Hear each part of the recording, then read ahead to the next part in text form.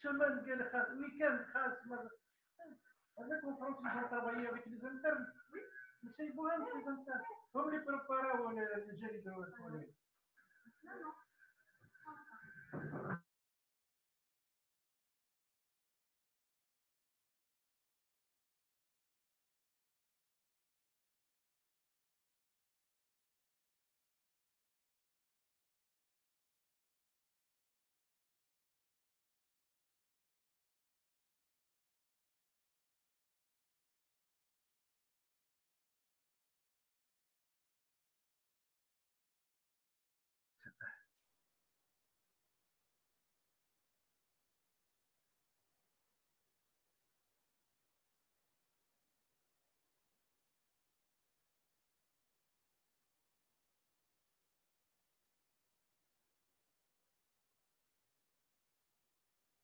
ouais.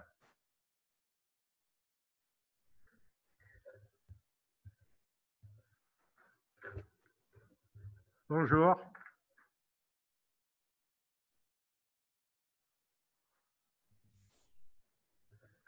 Alors, on continue donc le programme de bactériologie avec les bacilles à Gram négatif. Ce sera le dernier cours pour moi. Le reste sera consigné par professeur Amora. J'ai enregistré des questions concernant le cours des virus.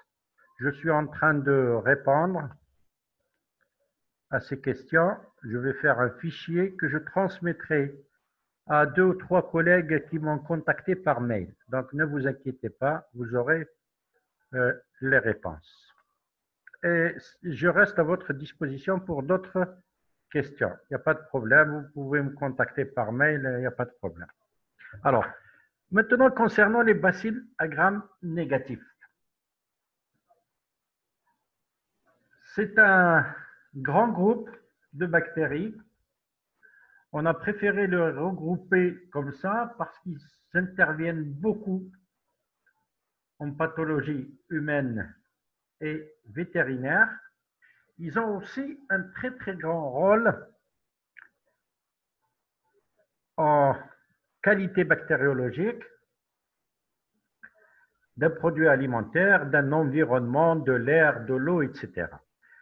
Et donc, on a préféré les regrouper sous cet aspect-là, bacilles à Gram négatif. Ce sont des bactéries donc qui ont une paroi à Gram négatif. Alors, on sait que la paroi à Gram négatif contient donc, c'est une paroi fine, flasque, constituée d'une fine couche de peptidoglycanes, d'un espace périplasmique et puis d'une membrane externe qui est l'endotoxine. Donc, je vous renvoie au cours fondamental et j'ai parlé de ça. Donc, ces bacilles sont très, très, très variés. Et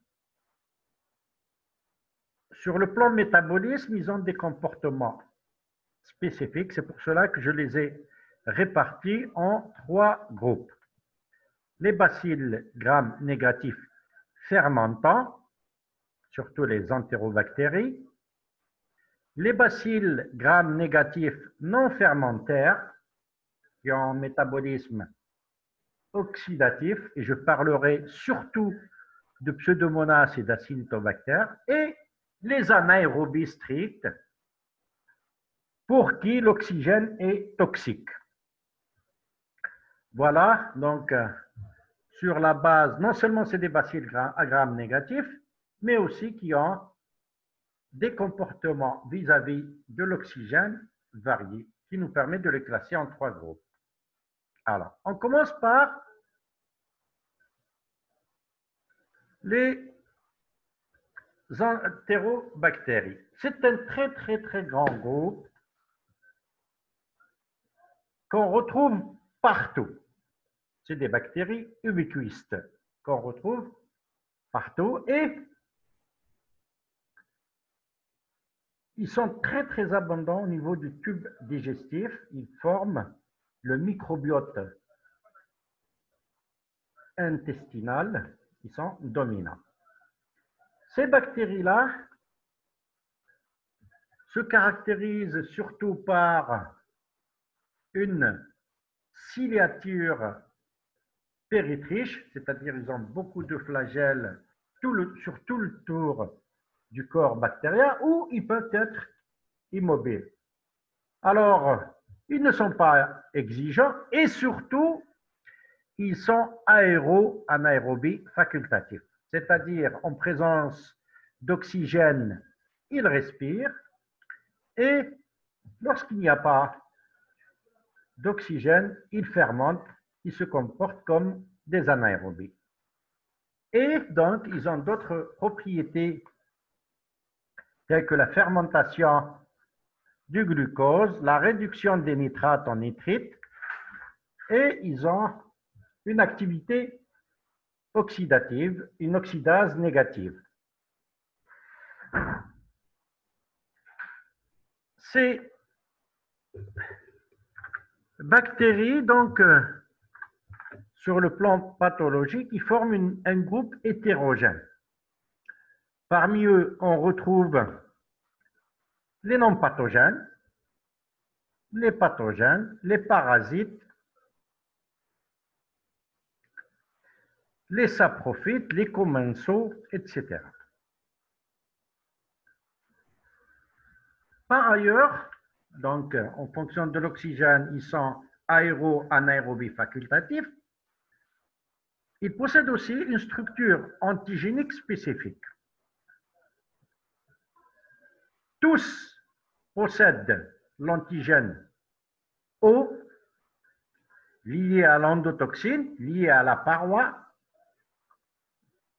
et qui est ici le lipopolysaccharide. Cet antigène-là est spécifique et permet leur identification, même le diagnostic différentiel. Les bactéries mobiles de ce groupe possèdent aussi ce qu'on appelle l'antigène H. Et les bactéries qui peuvent former des capsules possèdent ce qu'on appelle l'antigène K ou l'antigène capsulaire pour les souches capsulées.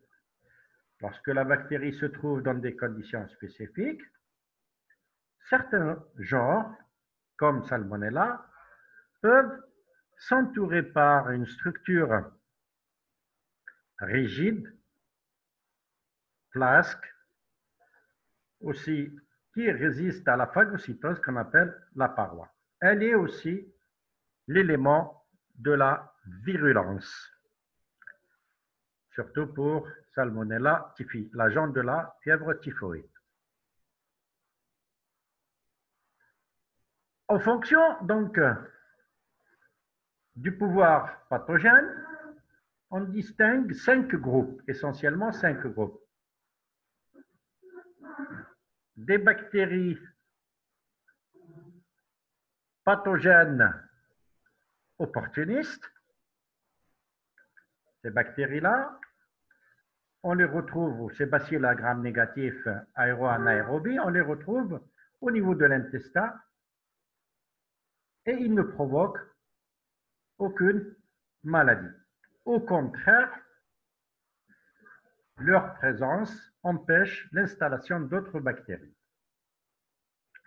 Donc, ils vont former le microbiote qui a un rôle essentiel dans la stimulation du système immunitaire, l'occupation de la niche écologique ou encore participer parfois à la digestion ou à la dégradation de la substance. Donc, ces bactéries pathogènes opportunistes, lorsque l'occasion se présente, ils peuvent devenir pathogènes. Ceci est surtout leur présence est surtout favorisée par la présence de structures spécifiques, on a parlé de ça, les pili, qu'on appelle aussi les fimbrés, et qui leur permettent l'adhésion aux entérocytes de manière spécifique, aux entérocytes, ou encore ils peuvent migrer par voie ascendante pour coloniser les voies urinaires, urogénitales, etc.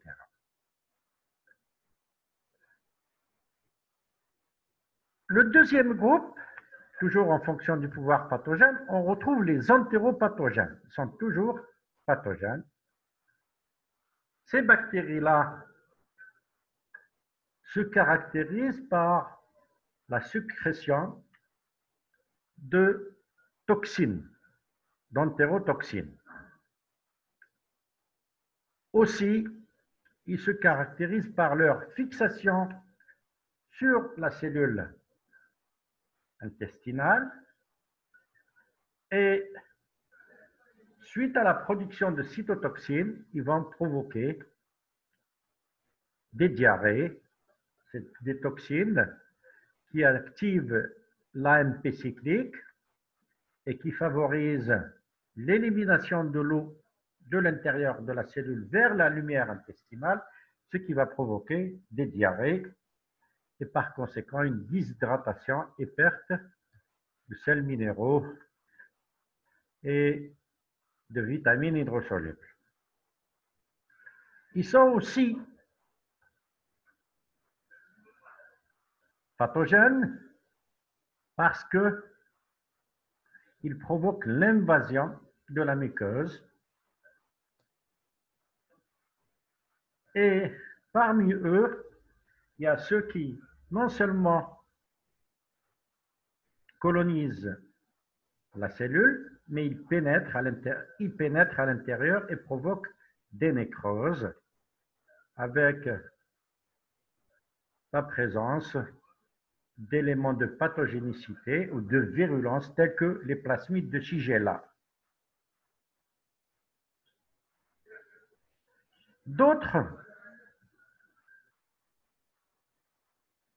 non seulement ils pénètrent à l'intérieur de la cellule, ils peuvent ne pas dégrader la cellule, mais provoquent une invasion parce qu'ils progressent dans tout le corps. Troisième groupe de bactéries de ce groupe-là, des aéro-anaérobies facultatifs, ils sont témoins de qualité bactériologique. Lorsqu'on les retrouve dans un milieu, cela veut dire obligatoirement que ce milieu-là a été contaminé par la matière fécale. Et là, ils sont témoins donc de qualité bactériologique telles que l'eau potable, les produits alimentaires conditionnés en industrie agroalimentaire, les solutions injectables, on leur fait des contrôles bactériologiques et on recherche obligatoirement la présence d'entérobactéries.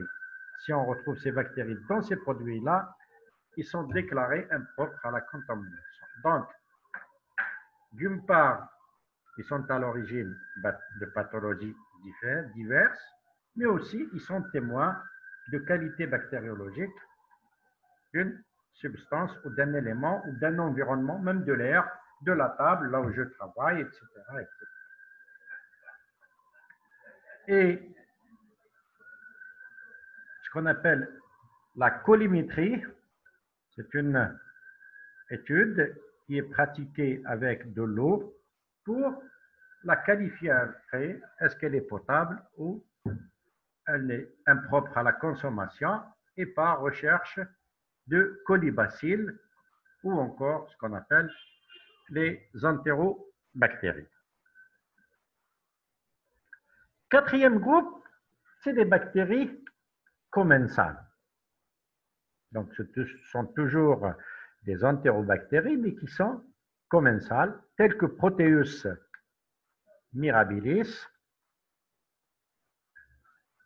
C'est une bactérie qui se caractérise par une très grande mobilité, d'accord? Elle vit normalement au niveau du tube digestif, mais elle est aussi à l'origine de plusieurs cas d'infection, surtout urinaire. C'est une bactérie habituellement facilement éliminée par les antibiotiques, mais qui est à l'origine d'infections traînantes qu'il va falloir traiter pendant longtemps, contrôle, etc. On connaît aussi parmi les entérobactéries commensales Klebsiella, qui colonise surtout les voies aériennes supérieures, tube digestif, et aussi elle est à l'origine d'infections urinaires. Le cinquième groupe regroupe ou renferme les entérobactéries saprophytes.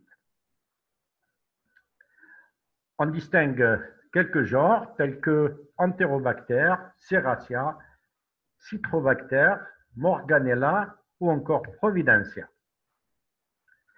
C'est des bactéries saprophytes, ça veut dire que c'est des bactéries qui vivent sur la matière et qui décomposent. Mais on a tellement négligé ces bactéries-là qu'en ce moment, on assiste à une résistance faramineuse de ces bactéries-là aux antibiotiques, et parfois on retrouve des souches multirésistantes, et on a même retrouvé des souches tauto-résistantes, résistantes au carbapénème, résistantes aux aminoglycosides, aux fluoroquinolones, les antibiotiques qui sont utilisés normalement dans le traitement d'infection par ce type de bactéries. Donc, ce que je veux dire, ce que je veux vous transmettre pour ce groupe-là, en résumé, je dirais que c'est un grand groupe de bactéries qui comprend à peu près 12 genres qui sont très bénéfiques aussi pour le tube digestif, mais qui peuvent être à l'origine de pathologies diverses. C'est des bactéries aéro-anaérobies facultatives, non exigeantes, ubiquistes, c'est-à-dire qu'on trouve partout. Ils peuvent être immobiles ou bien mobiles avec des flagelles.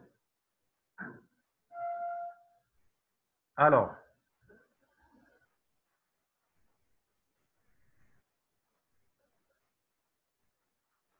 soit que ce sont des pathogènes,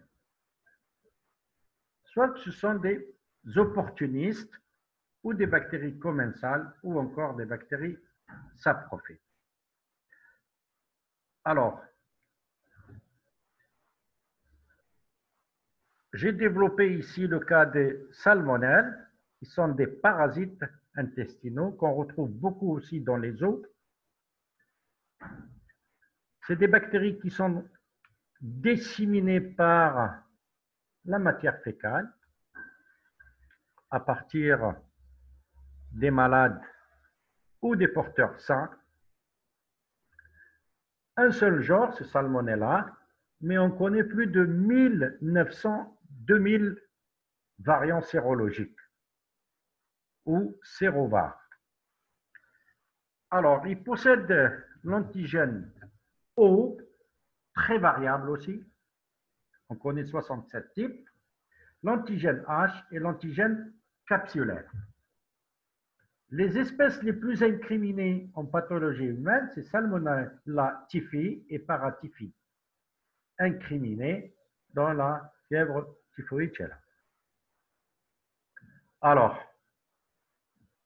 c'est des bactéries qui se caractérisent par une sensibilité au cotrimoxazole. Et maintenant, on utilise les fluoroquinolones, la ciprofloxacine ou l'ofloxacine, etc. L'autre genre que je voulais développer avec vous, c'est Yersinia pestis, ou bacille de Yersinia, agent de la peste. Soit c'est une bactérie, quand il s'agit de Yersinia pestis, elle est transmise par les puces des rats. Et donc, la bactérie passe à travers la peau, par le circuit lymphatique, pour gagner la circulation sanguine et se répandre dans tout l'organisme après multiplication des ganglions lymphatiques.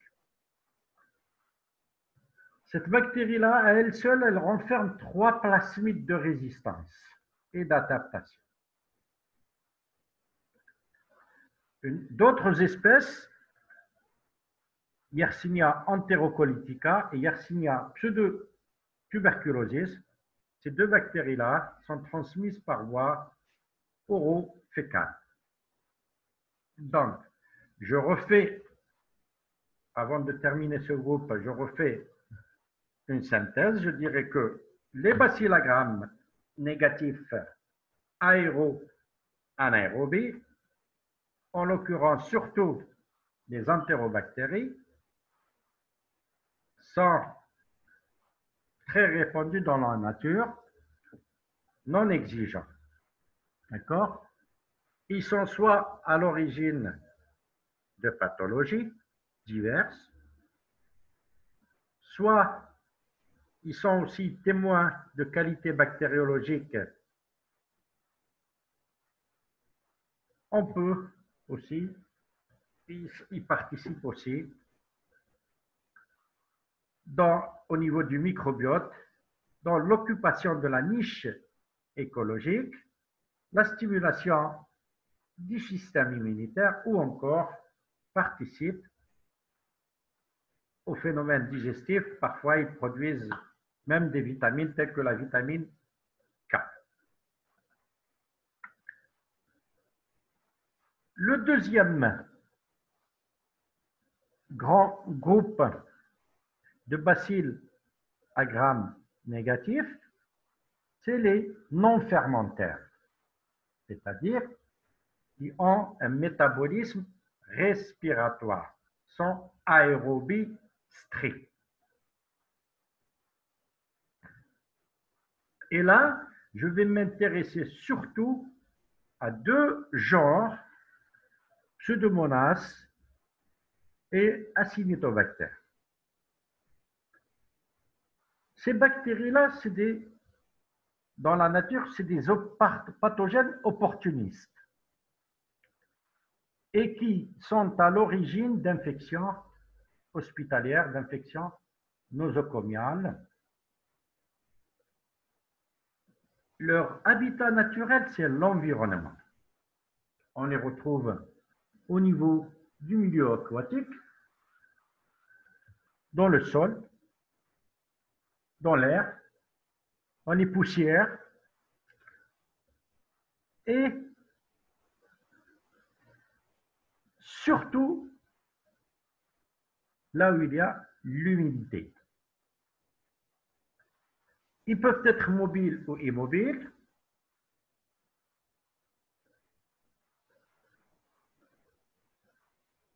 Ne poussent qu'en présence d'oxygène et ils sont oxydase positive, à l'inverse des entérobactéries qui sont oxydase négative. Ce groupe-là possède une multirésistance naturelle ou acquise à de nombreux antibiotiques.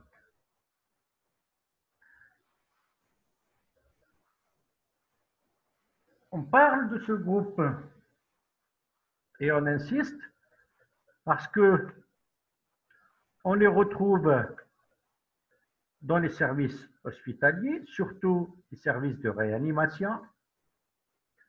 On les retrouve chez les malades ventilés.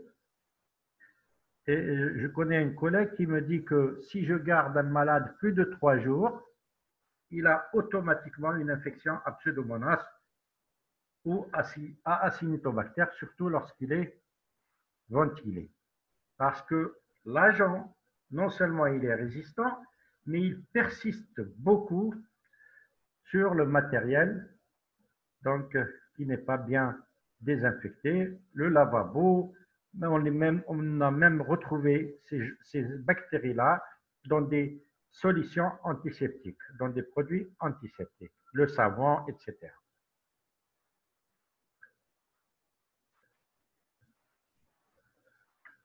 Pseudomonas, surtout Pseudomonas aeruginosa ou le bacille pyocyanique, est une bactérie mobile qui produit naturellement de très nombreux pigments, la pyoverdine ou la pyocyanine, on l'appelle, et qui est très résistant aux antibiotiques. Parfois, on est dans une impasse thérapeutique et on ne trouve pas de substances actives sur ces bactéries-là, vu sa toto-résistance. C'est une bactérie protéolytique et productrice d'exotoxines nécrosantes.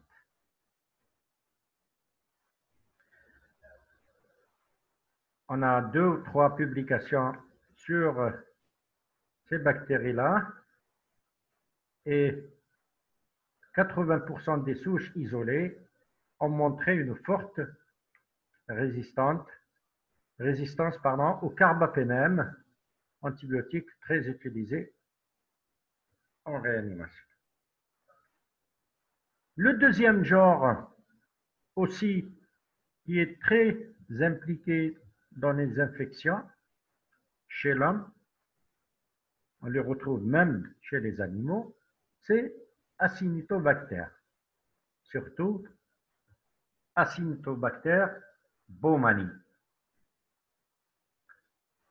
Même caractéristique que pour les bacilles à gram négatifs oxydatifs, c'est-à-dire qu'il est celui-là, il est immobile, aérobie stricte, oxydase négative, habituellement s'approprie. C'est aussi un opportuniste à l'origine de diverses infections en milieu hospitalier, surtout dans les services de soins intensifs, en endocrino, réanimation, etc.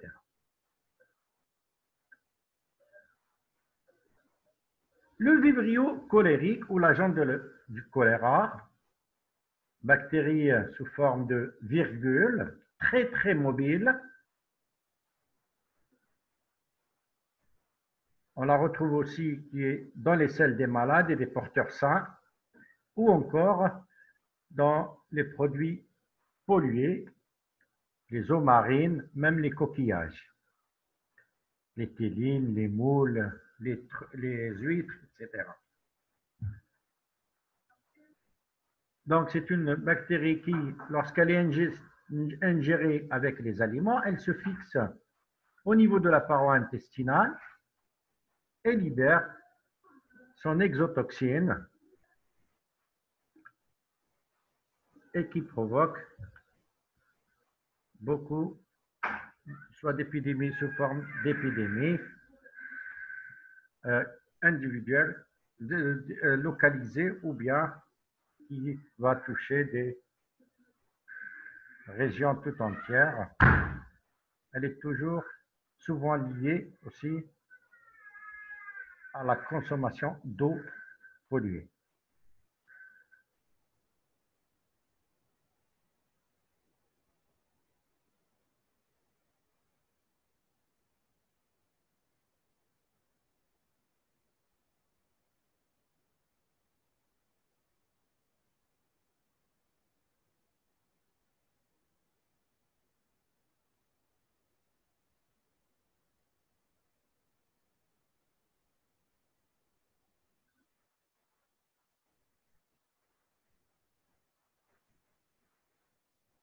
Cette bactérie-là peut persister chez les malades qui, une fois guéris, deviennent des porteurs sains, surtout dans les zones endémiques. Ces gens-là constituent un véritable danger pour la population.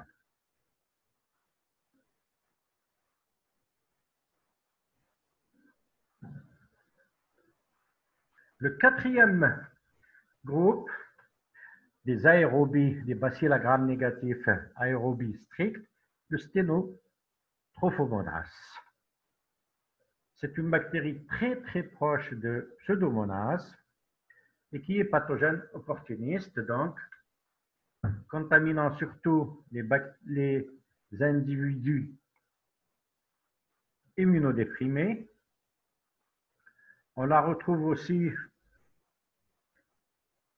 dans la mycoviscidose, personnes atteintes de mycoviscidose, et aussi elle contamine les sujets des services de réanimation. Elle est très proche, d'ailleurs elle est très confondue avec le Pseudomonas aeruginosa. Et si l'approche thérapeutique est mal conduite, il y a de fortes chances que cette bactérie-là va acquérir des résistances et poser des problèmes de traitement. Burkholderia cynocepacia, connue avant comme pseudomalie, c'est une bactérie donc qu'on retrouve surtout chez les animaux et qui est transmise à l'homme par le contact. Il y a des sous-espèces qui sont aussi à l'origine de pathologies chez les plantes. Et cette bactérie-là se caractérise par une forte résistance au carbapénème. Forte résistance au carbapénème. Et cette résistance chromosomique peut être échangée avec d'autres bacilles à gram négatif.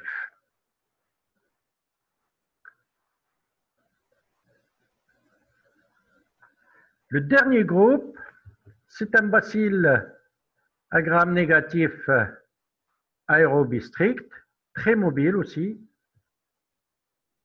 qui possède une oxydase et une catalase, aussi très semblable ou proche de Pseudomonas aeruginosa, qu'on a retrouvé en abondance et qu'on retrouve en abondance dans les milieux hospitaliers, surtout dans les produits utilisés, soit pour l'antisepsie, les solutions antiseptiques, l'eau qu'on utilise pour l'hémodialyse, dans les nébulisateurs, les nébuliseurs, pardon. On la retrouve aussi, cette bactérie-là, au niveau de l'eau des puits, de piscines, des rivières, dans la rhizosphère des plantes des zones humides. On la retrouve aussi dans les espaces inter-orteils. Donc, c'est une bactérie ubiquiste, très répandue dans les zones humides. Entre les aisselles aussi, au niveau des aisselles.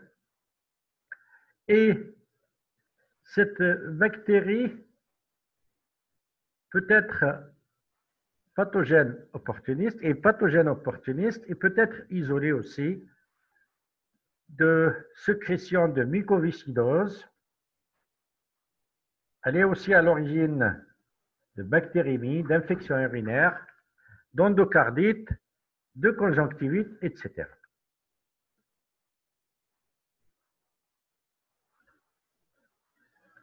Voilà, donc on a parlé des bacilles à gram négatifs aéro-anaérobie, les Enterobacteriaceae, des bacilles à gram négatifs aérobie stricts, surtout Pseudomonas aeruginosa Acinetobacter baumannii et bactéries apparentées qui sont proches. On termine ce chapitre par les bacilles à gram négatif anaérobie stricte. Pour ce groupe, l'oxygène est toxique. Ces bactéries-là ne peuvent croître en présence d'oxygène.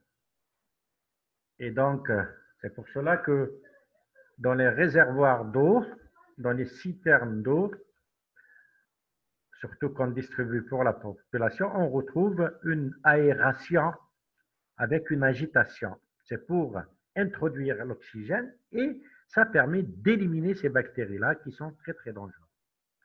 Ça, c'est la première caractéristique, c'est leur sensibilité à l'oxygène.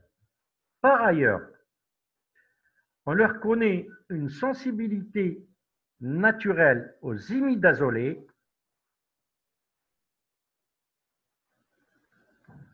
et une résistance naturelle aux aminoglycosides.